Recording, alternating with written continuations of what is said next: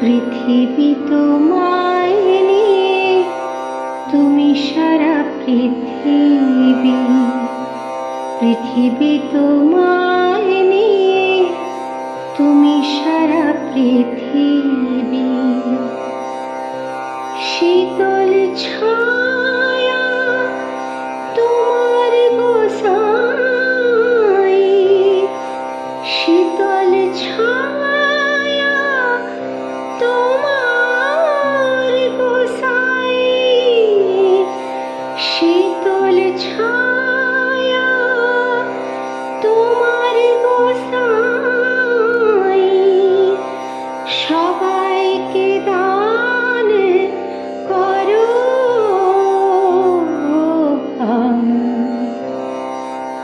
অবগুণ ভুলিয়ে দিও।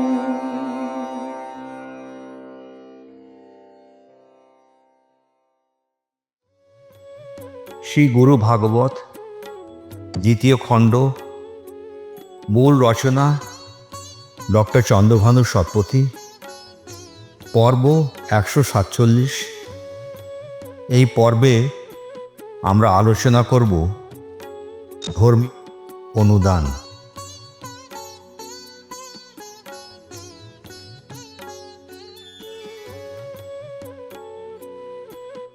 বিশ্বের সদ্গুরুর প্রতি এবং যারা প্রকৃত অর্থে জ্ঞান প্রদানে সহায়ক ভূমিকা পালন করেছেন, তাহাদের সবাইকে আমাদের প্রণাম জানাই।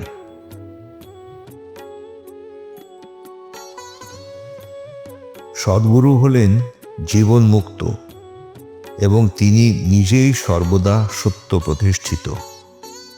তার সমস্ত কর্মকাণ্ডের পিছনে রয়েছে মানব কল্যাণের আকাঙ্ক্ষা।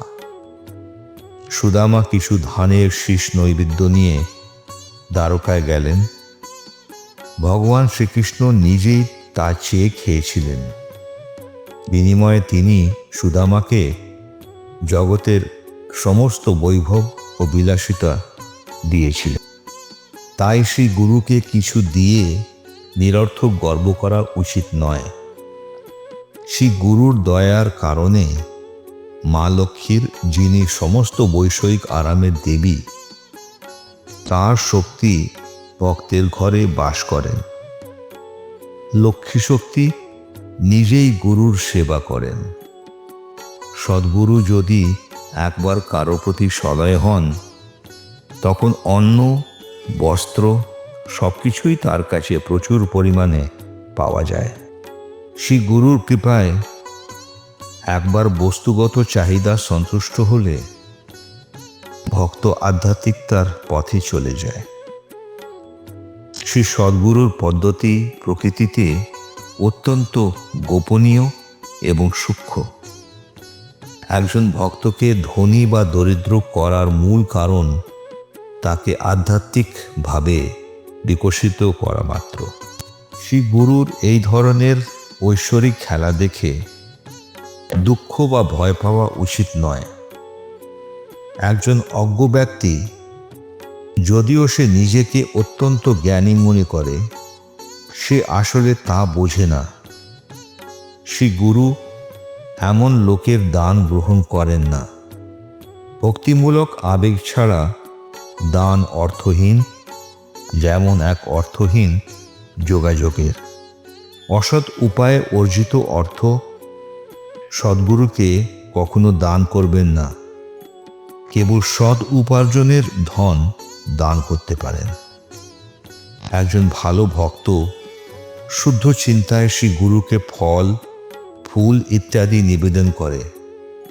একটি বিশুদ্ধ চিন্তার সঙ্গে দেওয়া এমনকি একটি সাধারণ প্রস্তাব মূল্যবান হয়ে ওঠে। হে গুরুদেব, আপনি ধন সম্পদ বা অন্য কোনো বস্তুর সন্ধান করেন না। ভক্তের কাছ থেকে জিনিস পাওয়ার ভান করার সময় আপনি আসলে ভক্তের ঘর পূর্ণ করেন, তাকে সমৃদ্ধি দেন। শ্রী গুরুর চরণে আমাদের সবাইকার সাষ্টাঙ্গ প্রণাম।